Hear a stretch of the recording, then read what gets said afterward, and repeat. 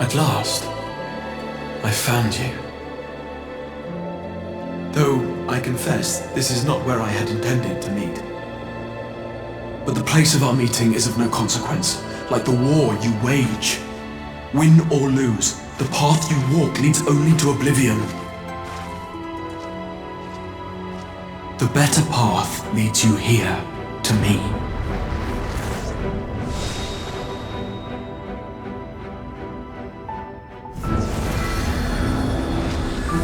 In the ancient past, a single star was divided into 14 worlds. Though physically separate, they retain a connection to each other, and with the source especially. Just as water will flow from the highest point to the lowest, the excess energy will begin trickling into the source. At the same time, the element which held sway in the shard is unleashed in full.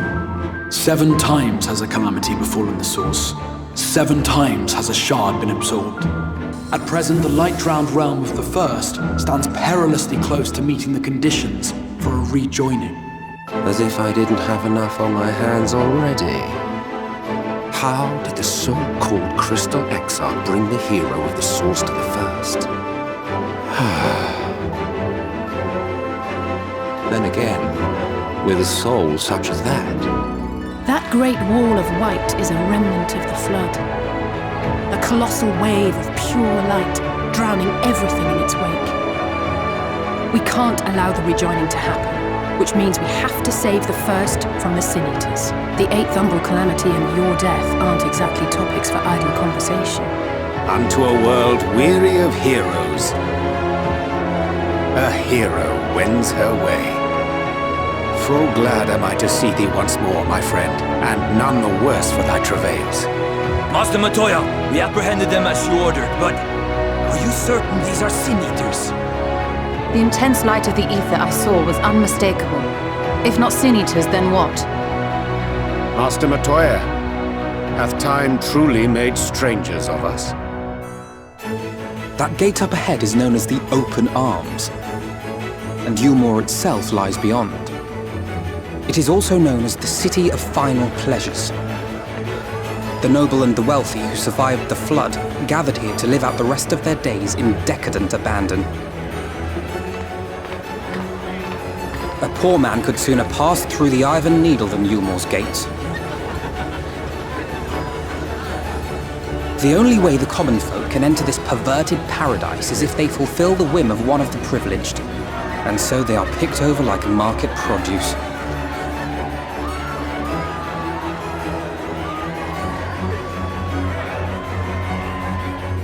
Thancred? So, you are the wretch who stole her from us. And what if I am? That's Vorthri. He is attended by Sin Eaters, but how does he keep them from attacking? The eternal light of these creatures has confounded us for nigh on 100 years. But now we have a way to contain that corruption. The blessing of light. And the hero who wields it now stands before me.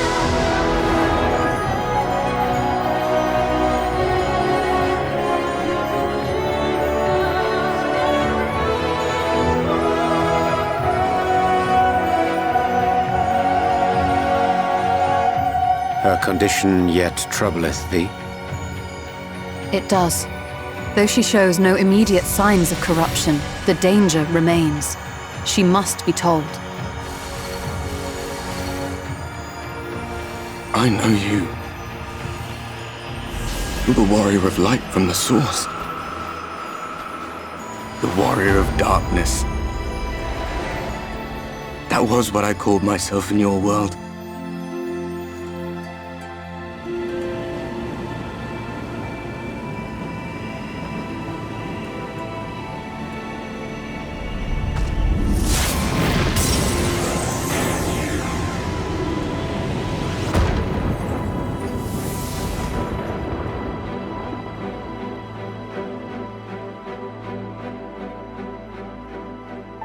Zodiac. A savior mighty and magnificent, deserving of reverence and gratitude. The will of the star was made manifest, and by his grace was the calamity averted. Yet some thought otherwise. From the fears of these naysayers would rise Hydaelyn, she who was to serve as his shackles. With all her strength, she smote him, dealing a blow so devastating that it split the very fabric of reality. You have spun quite a tale. 12th End, she cannot contain the light. She's beginning to turn. The combined power of every Light Warden is too terrible a burden for any one soul to bear. And so I shall relieve you of it.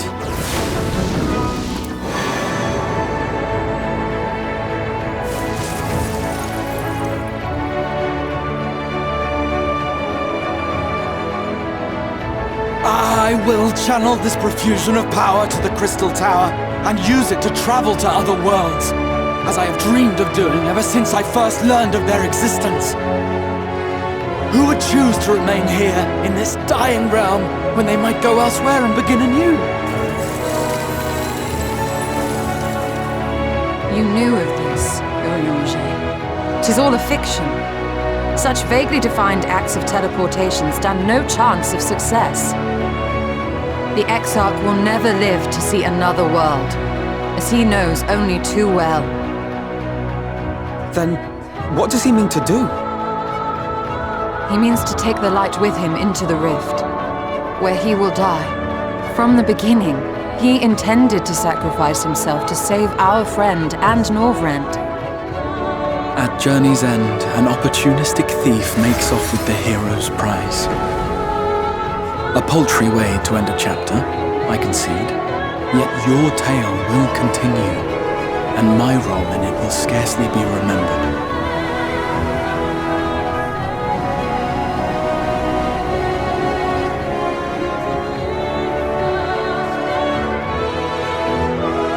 Thank you for fighting for this world, for believing. Fare you well, my friend, my inspiration.